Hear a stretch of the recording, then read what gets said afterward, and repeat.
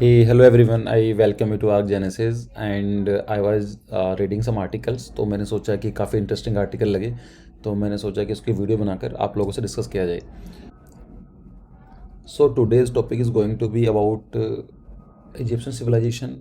Great renaissance dam काफ़ी news में है, काफ़ी साल से है. 2011 से लेके 2021 10 साल से हो गए हैं न्यूज़ में है, और ख़ासकर लास्ट के एक दो साल के साथ साथ. फिर एक चीज़ है, एक आर्टिकल और पढ़ रहा था मैं. तो जैसे हम लोग सोचते हैं कि पिरामिड कैसे बनाए गए थे, क्या वो स्लेव ने बनाए थे या फिर इजिप्शियन ने बनाए थे, तो उसके बारे में थोड़ा डिस्कशन करेंगे. So let's start it. There a thing is कि ग्रेट रेनेसेंस डैम, इसको हम लोग लास्ट में डिस्कस करेंगे, लेकिन हल्का सा बता देता हूँ मैं. This is the Nile valley civilisation. It is like the Nile river is flowing this part. Here you can see this is like this. तो ये कहाँ पर ड्रेन करती है? मेडिटेरियन के अंदर. ऐसा नहीं है कि मेडिटेरियन से यहाँ पर नीचे की तरफ आती है, नहीं, ये यहाँ से लेकर ऊपर की तरफ जाती है, साउथ टू नॉर्थ की जाती है. उसकी एक सिस्टर ब्रांच है यहाँ पर, इसको बोलते हैं ब्लू नाइल, और यहाँ पर ही इथोपिया ने यहाँ डैम बना दिया है. तो ये देखते हैं कि हाँ इतनी प्रॉब्लम क्यों आ रही है, इजिप्ट को क्या प्रॉब्लम है, या फिर जो नाइल की वैल्यू कितनी है, तो उसके लिए हम डिस्कस करेंगे इन चीज़ों में. पहले हम लोग देख लेते हैं कि एक आर्टिकल था कि Nile was a lifeline in the desert for the ancient Nubia and Egypt. तो लेट्स से देखो, ये होता है कि अभी तक हम लोग कहीं ना कहीं सरप्राइजिंग एलिमेंट रहता है कि इतने साल पहले, 4,000 4,500 साल पहले पिरामिड बना दिए गए, जहाँ पर इतना अच्छा सिटी डेवलप भी हो गया, जहाँ पर और सिविलाइजेशन बहुत ही नेसेंट स्टेज में थी. कि why did Egypt rise to power so early, ऐसा क्या हुआ था कि इतनी जल्दी पावरफुल हो गए वे. And how did a society with so little rainfall support a population sufficient to build the pyramid.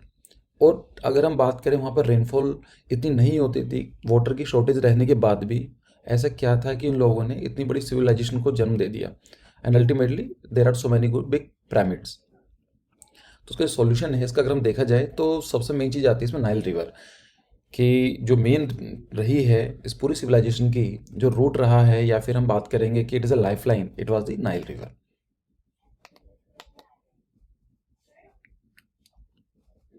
देखो, so Nile, this question has been asked in NATA, तो इसलिए थोड़ा याद रखो. आई थिंक जेई में आया था, नाटा में आया था, तो देख लेना. जो नाइल रिवर है, it is the longest river in the world. सबसे लंबी नदी है. अगर आप देखें यहाँ से लेकर ऊपर की तरफ जाती है, इसकी जो लेंथ है वो अराउंड 4,000 माइल्स है, और किलोमीटर में करेंगे तो अराउंड 5,500 किलोमीटर के आसपास आ जाएगी. तो सबसे लंबी रिवर है ये. एक चीज़ याद रखना, एग्जाम में अगर आता है कि सबसे लंबी रिवर है, इट इज़ अ नाइल, और सबसे बड़ी जो रिवर होता है वो है अमेजोन. बड़ी का मतलब, लंबी का मतलब तो ठीक है, उसकी लेंथ आ गई. बड़ी का मतलब होता है कितना वो ड्रेनेज एरिया कवर करती है. अगर आप देखेंगे इसके अंदर, so this is like South America, और यहाँ पर so this whole area is drain by the Amazon river. इसको बोलते हैं बेसिन एरिया. बेसिन का मतलब होता है कि जहाँ पर भी पूरी की पूरी जो वाटर है, चाहे रेनफॉल के थ्रू आए, कुछ भी आता है, कहाँ पर ड्रेन होता है, that's called the basin area. समझने के लिए अगर आपने देखा होगा, वॉश बेसिन देखा होगा, तो लाइक दिस वॉश बेसिन यहाँ पर. So we can say this is the basin area of this water tank. जितना भी पानी यहाँ पर ड्रॉप करते हैं अल्टीमेटली वो यहाँ पर ड्रेन हो जाएगा. So this is the basin area, वहाँ से वर्ड आए हैं. तो नाइल रिवर काफ़ी इंपॉर्टेंट है, not for the Egyptian civilisation, बाकी और भी सिविलाइजेशन साथ साथ उनके हो, जैसे नूबिया सिविलाइजेशन है. तो काफ़ी सिमिलर थी, लेकिन डिफरेंट तो होता ही है, कि ऐसा भी नहीं है कि बिल्कुल सिमिलर थी. हाँ, लेकिन वो भी पिरामिड बिलीव करते थे, उनके भी आर्टिचर लगभग सेम ही था, लेकिन but it was different. Nile valley देख लेते हैं. तो देखो, ये नाइल है. यहाँ से अगर हम बात करें, इजिप्शियन सिविलाइजेशन थोड़ा ऊपर वाला पार्ट है यहाँ पर, और जो नूबिया है वो नीचे वाला पार्ट को बोला जाता था. यहाँ पर डिफरेंट सिविलाइजेशन वॉज देयर. और अगर कॉमन चीज़ क्या थी कि they all lies on the Nile river. So बात करते हैं. देखो, हुआ क्या था कि around 10,000 years back it was called as a Pleistocene age. Pleistocene age. Pleistocene का मतलब होता है आइस एज, हिम युग. हिंदी में बोलते हैं इसको हिम युग. 10,000 साल पहले हमारी जो अर्थ थी ऐसी नहीं थी जैसा हम आज देखते हैं. वहाँ पर क्या था, इस तरह की हमें देखने को मिलता था। अगर आप पोलर कैप में जाएंगे तो वहाँ पर पूरी अर्थ पर लगभग ऐसा ही था। लेकिन होता क्या है, 10,000 ईयर्स बैक क्लाइमेट चेंज और अल्टीमेटली जो मानसून था वो इस रीजन में आने लगा, इजिप्ट और सूडान इथोपिया के आसपास, दिस पार्ट यहाँ पर, यह मानसून। तो वहाँ पर क्या देखने को मिला कि सीजनल ओएसिस होने लगे। ओएसिस का मतलब होता है ये डेजर्ट में पाए जाते हैं, कि पूरा डेजर्ट रहता है, बीच में थोड़ा वाटर होता है, फ्रेश वाटर, और यहाँ पर लोग रहते हैं। यहाँ पर हुआ, उसके बाद देखते हैं कि इन फ्यूचर आने के बाद जो क्लाइमेट है वो चेंज होने लगा। तो पहले फिर एकदम से ड्राइड अप हो गया, पूरा सूख गया। लेकिन अगर देखे जाए कि जो आज हम इजिप्ट के बारे में बात करें तो बहुत ही कम रेनफॉल होती है। There is a hardly, like it is a very little participation through out the year.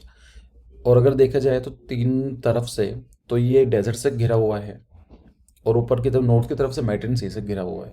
So it is like so, लेकिन ultimately people they start living along this river, और इन्होंने कहीं ना कहीं फार्मिंग करने के लिए भी प्रैक्टिस इजाद कर ली, इवन विदाउट द रेन। देखते हैं उसको भी।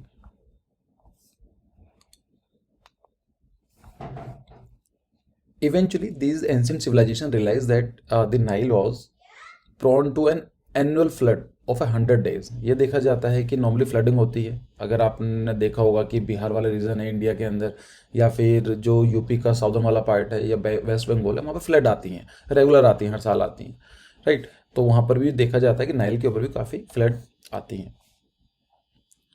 और उसका फ़ायदा क्या होता है कि जब फ्लड आती हैं तो जो ऊपर अपर कोर्स है वहाँ से न्यूट्रिशंस होते हैं, और न्यूट्रिशंस आने के बाद जो ये वाला फर्टाइल ग्राउंड होता है, इनको फर्टिलाइज़र की तरह यूज़ किया जा सकता है, या उसको हम बोलें कि न्यूट्रिशंस आते हैं और उसको रिफ़िल करते रहते हैं, तो उसकी फर्टिलिटी जो होती है वो बरकरार रहती है। So the flood left behind nutrition pack silt carried down from the mountain lakes and forest upstreams। Ultimately natural irrigation की तरह काम करती थी ये फ्लड, लेकिन बाद में इन्होंने कैनाल्स भी बना लिए और इरिगेशन सिस्टम को भी डेवलप कर लिया, सो दैट कि they can increase their productivity specifically in the agriculture. अगर मैं एक आपको छोटा सा फैक्ट बताऊं, 50% of Egypt need for their food is imported by the different countries.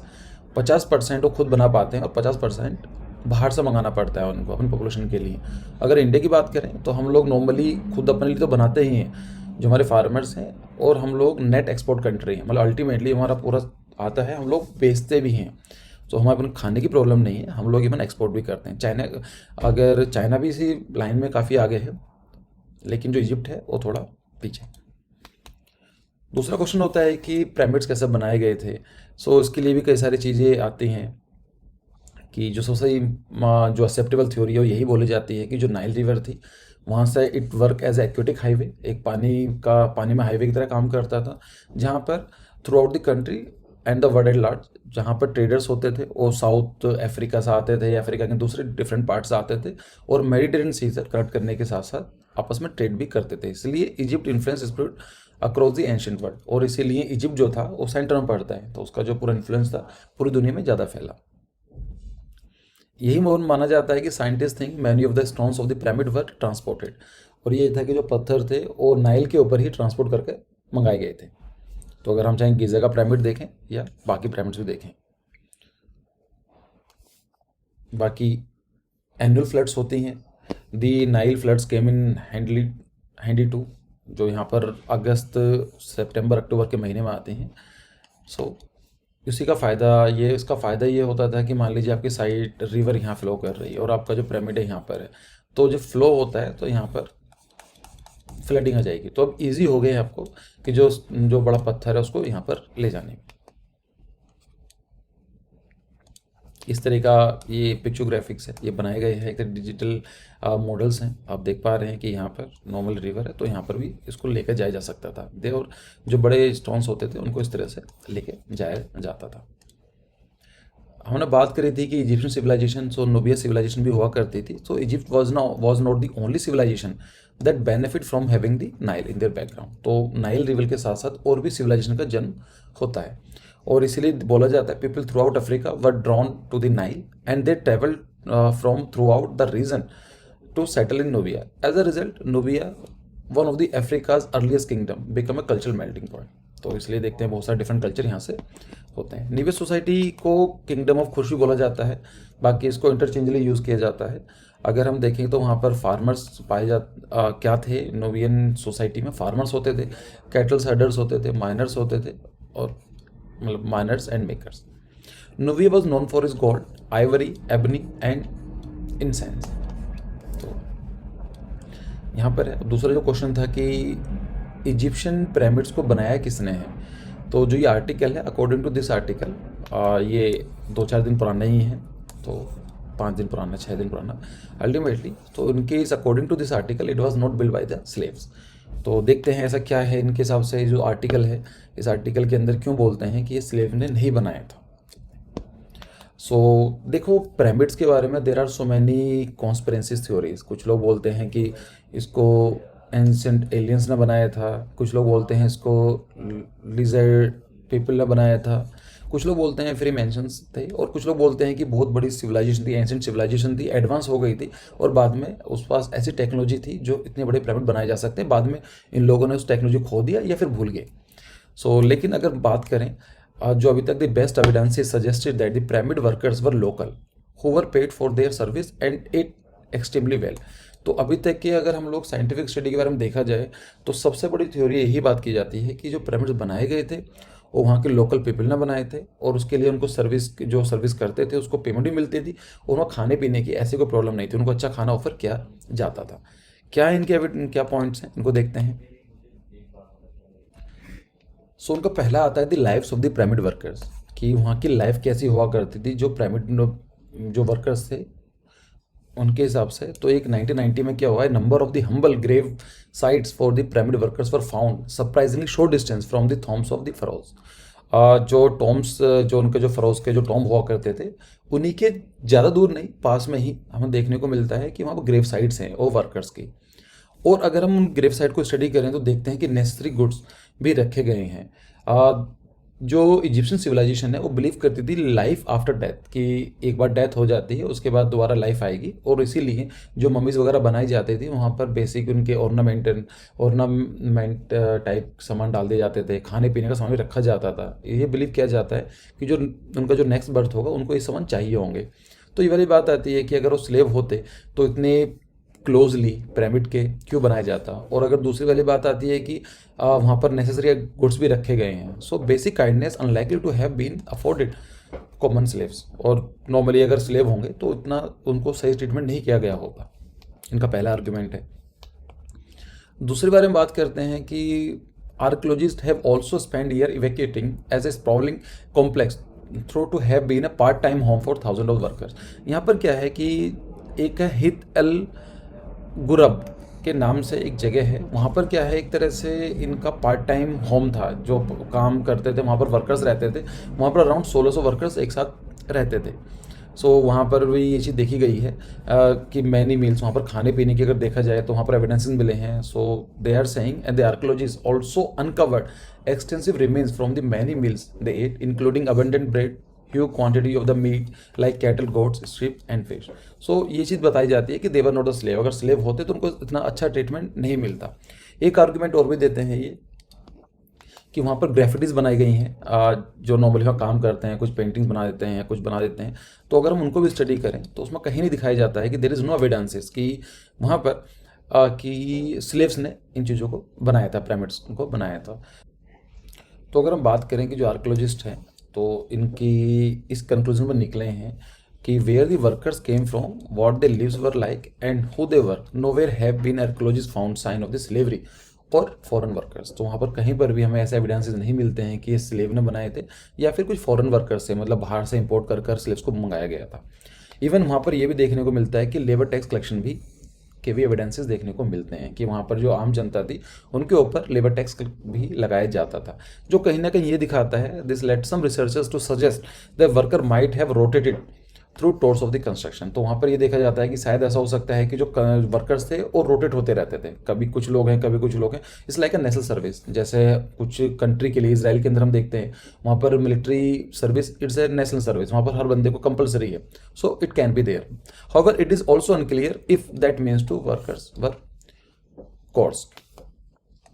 Next ही बात करते हैं, एक इंपॉर्टेंट फैक्ट है, हमने बात करा फ़रो के बारे में। सो फ़रो कुछ नहीं थे, is the common title now use for the monarch for the ancient Egyptian from the first dynasty until the annexation of the Egypt by the Roman empire. तो जो वहाँ की डायनेस्टी के जो मेन बंदे होते थे उनको फ़रो बोलते थे। तो ये क्वेश्चन आ सकता है कि किससे रिलेटेड है, तो it is related for the Egyptian civilisation. और नेक्स्ट क्वेश्चन ये आता है कि अच्छा, अगर इतना सब इजी है या फिर इतनी स्टडी की जा सकती है, लेकिन हॉलीवुड के हिसाब से हम मूवीज़ देखते हैं, सब मूवीज़ के अंदर बताया गया है कि जो स्लेव ही बना रहे हैं, तो इसका पॉइंट क्या है? तो देखो, इसके पीछे ये रीज़न दिया जाता है कि अगर सबसे जो मेन चीज़ है, एक आती है Herodotus. Herodotus was the person, उसको बोला जाता है फादर ऑफ हिस्ट्री, कि इतिहास का पिता बोलते हैं उसको। कुछ लोग यही बोलते हैं कि he was also dubbed as a father of lies, झूठ का पिता ही बोला जाता है। तो अब he was the first person जिन्होंने ये बताया कि स्लेव्स ने इजिप्ट पिरामिड्स बनाए थे। लेकिन अगर हम देखा जाए तो हेरोडोटस की जो जन्म हुआ था वो भी करीब 1000 सालों के बाद हुआ था। तो 1000 ईयर्स से पहले क्या हुआ है, इवन हम लोग अपन देखा जाए तो 10 साल के अंदर हिस्ट्री चेंज हो जाती है। सो अगर देखा जाए तो 1000 साल का टाइम पीरियड या दूसरा ज़्यादा का टाइम पीरियड बहुत बड़ा टाइम पीरियड है। What he was saying it is not right कि अप्रोप्रिएटली सही ही होगा।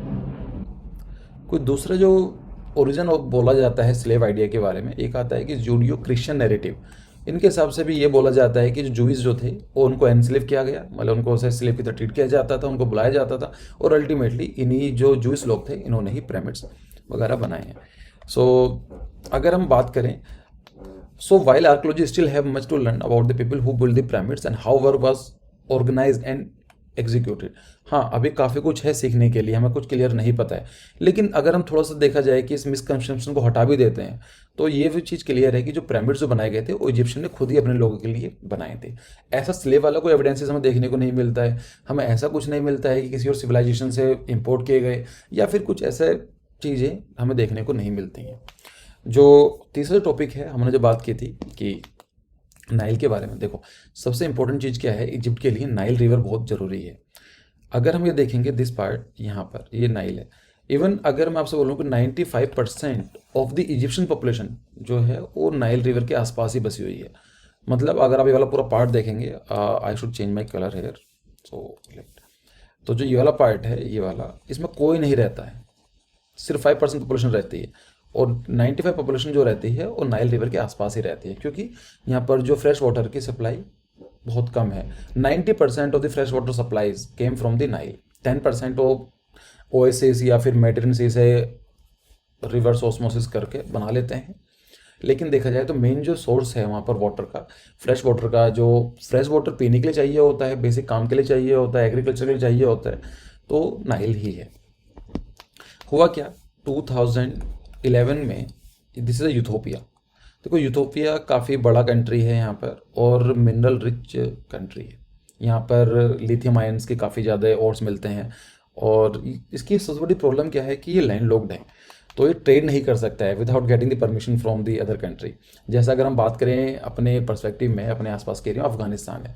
अफगानिस्तान इंडिया के बीच में अच्छे रिलेशन है, लेकिन द प्रॉब्लम क्या है कि अफगानिस्तान वो बना ही इसी जगह पर है, नेपाल है। नेपाल काफ़ी अच्छा कंट्री है, लेकिन वो क्या है, लैंडलॉक कंट्री है। उसको इंडिया की या चाइना की हेल्प चाहिए। इवन चाइना की तो बहुत ही कम हेल्प चाहिए होती है, इंडिया की हेल्प जरूर चाहिए होती है।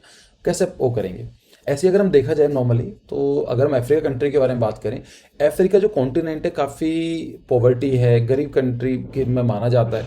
उसके पीछे एक रीज़न ये भी बोला जाता है कि 13 जो कंट्रीज़ हैं अफ्रीका के, वो लैंड लॉक्ड हैं। अब लैंड लॉक्ड होगा तो there are the 4 ways of the communication. अगर आप ट्रांसपोर्ट करना चाहते हैं, 4 तरीके हो सकते हैं। अब 5 तरीके भी आने वाले हैं, जैसे हम बात करेंगे। पहला होता है रोडवेज, आप सड़क के द्वारा लेकर जा सकते हैं। दूसरा होता है railways, trains and all this thing. फिर आता है एयरवेज। फोर्थ जो आता है, I should write it, this is roadways, next is a railways and the Airways. फिर एक आता है सी वेव्स, समुद्र के द्वारा इंपोर्ट एक्सपोर्ट करना। ये काफ़ी अच्छा माना जाता है, क्योंकि इसके अंदर ज़्यादा मेहनत नहीं करनी पड़ती, फ्यूल काफ़ी सेव हो जाता है, और भारी सामान भी आप भेज सकते हैं। अगर आपको गाड़ी इंपोर्ट करनी है, you will not come from the like Airways, क्या लेकर आओगे प्लेन में रख के। सो सी वेज के अंदर काफ़ी भेज जा सकता है। सो कुछ लोग अभी जो नेक्स्ट चीज़ आ रही है उसको कुछ पाइपलाइन भी बोलते हैं, कि ट्रांसपोर्टेशन के हिसाब से कि पाइपलाइन बिछा दी जाती है, ये भी चीज़ मानी जा सकती है। कुछ लोग हाइपर लूप्स भी बोलते हैं इनको भी बात करेंगे बैठ के टेक्नोलॉजी से ऊपर, ये भी चीज़ आ रही है, लेकिन जो मेजरली हैं वो 4 ही हैं हमारे, 1 2 3 एंड 4, ये चीज़ आती है। तो हुआ क्या है, इथोपिया ने यहाँ पर एक डैम बना दिया इस वाले रीजन में। इसको बड़ा कर देता हूँ आपके लिए मैं, लाइक दिस। इसकी कैपिटल क्या है इथोपिया की, अदीस अबाबा है, और यहाँ पर इसने क्या करा है, डैम बना दिया। देखो इजिप्ट काफ़ी इम्पोर्टेंट कंट्री था और आज भी है, ये काफ़ी डोमिनेट करता है और खासकर अफ्रीकन कॉन्टिनेंट को।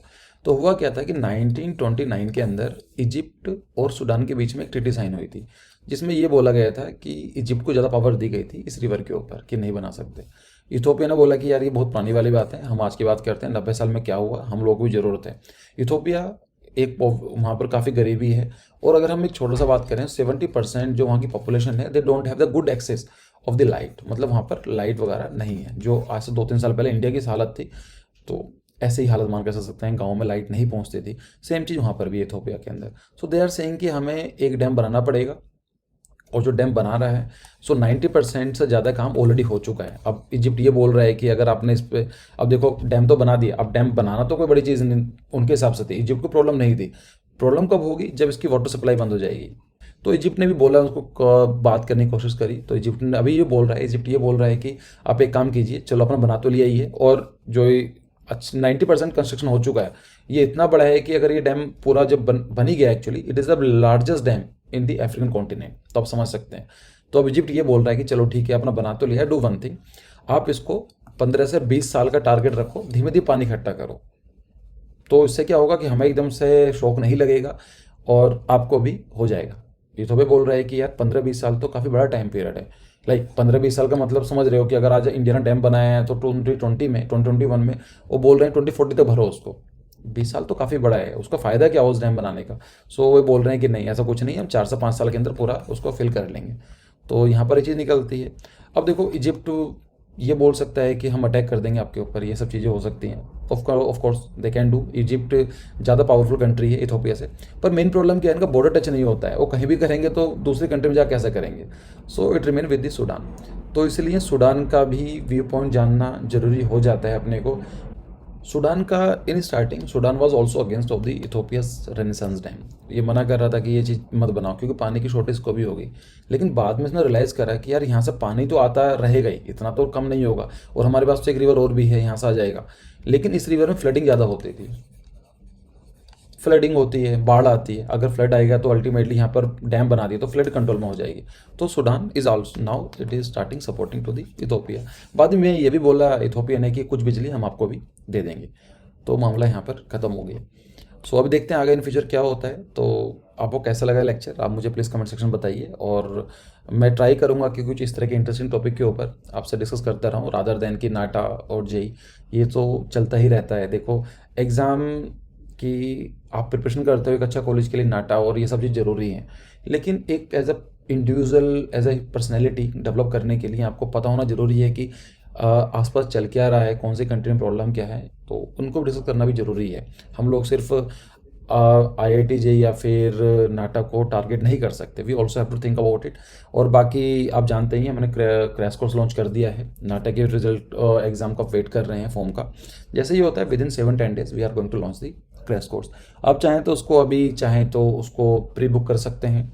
Price is like 5,000 rupees and 5,000 rupees, 10,000 plus 18% GST मिला के आप करा सकते हैं रजिस्टर, जिसके अंदर आपको 20 to 25 क्लासेस मिलेंगी और 5,000 के रिटर्न मटेरियल। और अगर आपको वीडियो किस तरह की मिलेंगी तो डेमो पड़ा हुआ है, आपको मटेरियल कैसा चाहिए, कैसा मिलेगा। ये मटेरियल ऐसा नहीं है कि सिंपल कॉपी पेस्ट कर दिया गया है, we try to make it more interesting, जिसके अंदर काफ़ी एक्स्ट्रा इन्फॉर्मेशन दी गई है। तो और उसको भी पूरा बताया गया है कौन सी इन्फॉर्मेशन आपकी ज़रूरी है, कौन सी नहीं है, आपका मन है पढ़ने के लिए। So give it a try.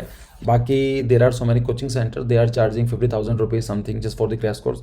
हम लोगों ने बहुत ही रीजनेबल रखा हुआ है कि हर बंदा उसको अफोर्ड कर पाए। अगर बाई चांस आप अफोर्ड नहीं कर पा रहे हैं, आपको लगता है कि इतनी पेमेंट हम नहीं कर पाएंगे, तो आप हमें मेल कीजिए, we will give you escape route, कि उसका हम लोग एक मिडिल पाथ निकालेंगे। So thanks for joining. और आप प्लीज़ कमेंट सेक्शन बताइए कि ये कैसा लेक्चर लगा आपको, इसको और कंटिन्यू करना चाहिए या नहीं करना चाहिए। Thanks for joining.